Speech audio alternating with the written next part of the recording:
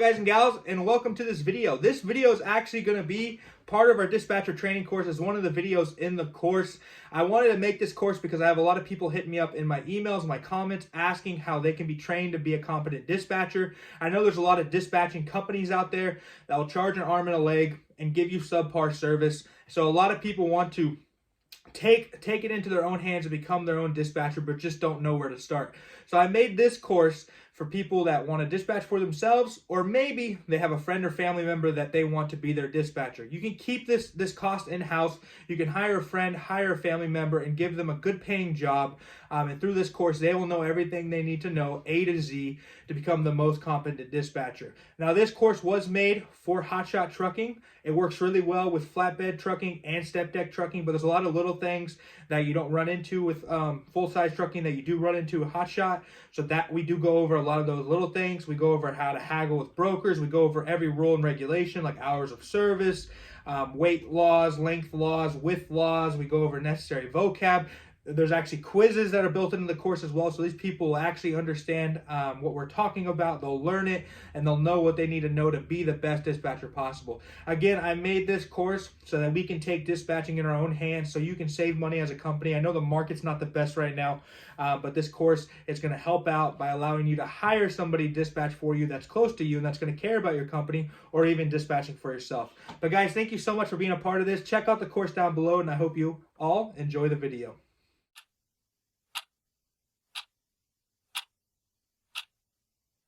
Hello guys and gals, and welcome back to the dispatcher training course. In this video, we're actually going to start talking about booking a load. Now, if you've watched all the videos up to here, you should have a good grasp about some rules and regulations. You should understand your driver and his setup. You should understand some needed vocabulary, and you should be pretty confident about your ability to book a load. Now, right now, you're probably going to be on a load board. Now, a couple load boards we use are truckstop.com and DAT Trucker's Edge. Both of these are big load boards that a lot of companies use, so you should be able to find a good, vast variety of freight for your driver to be able to haul. Now, let's say you're looking through the load board and you find a load that you want to call on. So you find the broker's information and you give it a call. They answer the phone and you say, I'm looking at this load from Kansas City, Missouri to St. Louis, Missouri.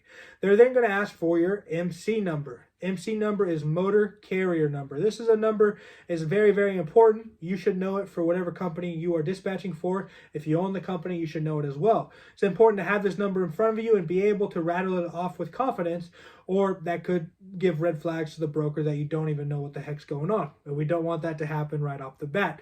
So after you give them the MC number, they're going to check to see if you are set up with them. If you're not set up with them, 9 out of 10 times, not a big deal. They'll send you a carrier packet as part of your job as a dispatcher to fill that carrier packet out, which we will go over in a later video. But there is an off chance that they're going to say that your company's too new to be able to haul the freight. This happens sometimes because companies have regulations to kind of stop scammers and stop newer companies who don't really know what the heck they're doing, you know, messing up their operations, basically. So if this happens, one thing I like to do is because we're not trying to do any of that, you know, we're just trying to get the best freight possible, and we're giving it to owner operators or dispatching for our own companies. We're going to do a good job, right? So what I'll tell them, I'll say, yeah, either I'm the owner of this company or I'm a dispatcher for this company. I'll tell them the driver was leased on to a company for many years doing Hotshot. He just right now got his own authority. He's a newer company, yeah, but he has a lot of experience and he can definitely move this freight for you without an issue. If you're the owner of the company, you just say, I was leased on to a company for multiple years. I just finally got my own authority. I know I can definitely get this moved for you without an issue. Well, I would love to work together. And sometimes they're going to be able to push you through with that. You know, sometimes they have the authority to be able to do that, but other times it's going to be a company that just has really strict regulations. You're just going to have to wait it out. I've been on both sides of the ball. So now you've gotten past that and you know that the load is actually available. Usually the broker is going to go into a whole spiel about the load, telling you where it picks up, where it drops off, telling you what the load is. They're probably going to ask you questions like saying it's tarped. Do you have this size tarp do we need that the load needs? Can you pick up at this time in the morning? Would you be able to drop off at this time? That's what good brokers will do. They'll kind of answer all of your questions for you, right? But sometimes brokers aren't going to ask the questions or ask you the questions or give you the information that you need. It's very important that you understand what the commodity is that's being hauled.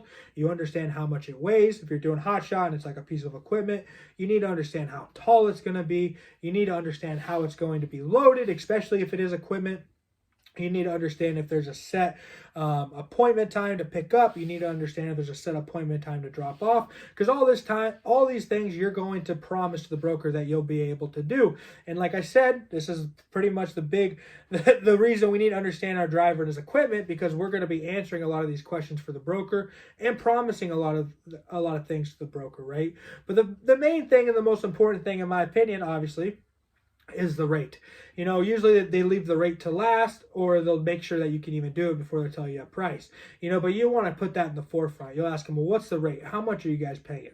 And if that rate's nowhere close to where you need to be, it's just better not even to waste your time, right? You might throw a number back at them, but 9 out of 10 times, I just tell them to have a good day if we're not even close. Now, if that number is close to where you want to be, it's very important to get as much information about the load possible, because either you are okay with that rate and you're still going to try to get more money, or you're close enough to where you believe you can get more money, right? And that information that we're going to get on the load is going to help us to be able to get more money on the load. If the load needs to be tarped, for example, we can get more money for that. If we have deadhead in the load, we can get more money for that and make it an even sweeter deal for our driver. Now, like I said, and I want to reiterate again, it's very important to get all of the needed information. We need to know pickup. We need to know drop off. We need to know what the commodity is. We need to know height. We need to know width. We need to know weight. And we definitely need to know how it needs to be secured.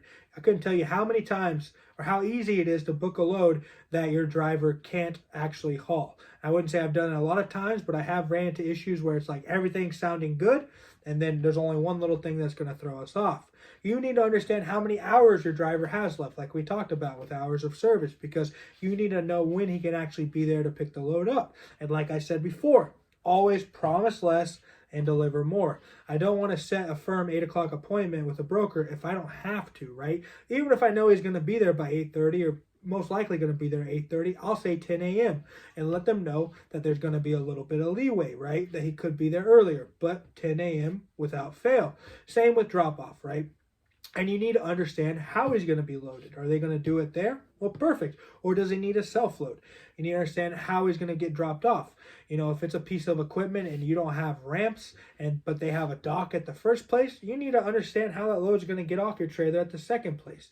All of these things are going to play effect and factor into how good this load is actually going to be, because you might pick the load up, it might be great, and then you get to go drop it off, and they're not there, they don't know how to unload you, and there's this big fiasco that's going to take a whole day and waste everyone's time. So it's really important when you're on the phone with this broker to get as much information as possible, and to make it as sweet of a deal for your driver as possible, give him as much leeway to pick up and drop off, and get him as much money on the rate as you possibly can. Now, I will have another video talking more about bartering with the broker and tips and tricks to get more money out of that. But for now, I just want to go over, when you're on the phone with the broker, get as much information as possible. Now, once you guys agree on the rate and you say you're going to take it, they're probably going to ask you for your driver information, such as name, phone number, unit number. Get that from you right there. And they're going to tell you where they're going to send either the carrier packet, if you need to get set up, or the Raycon. They'll probably tell you what email they're sending it to, and then you're going to get the needed documentation to go forward.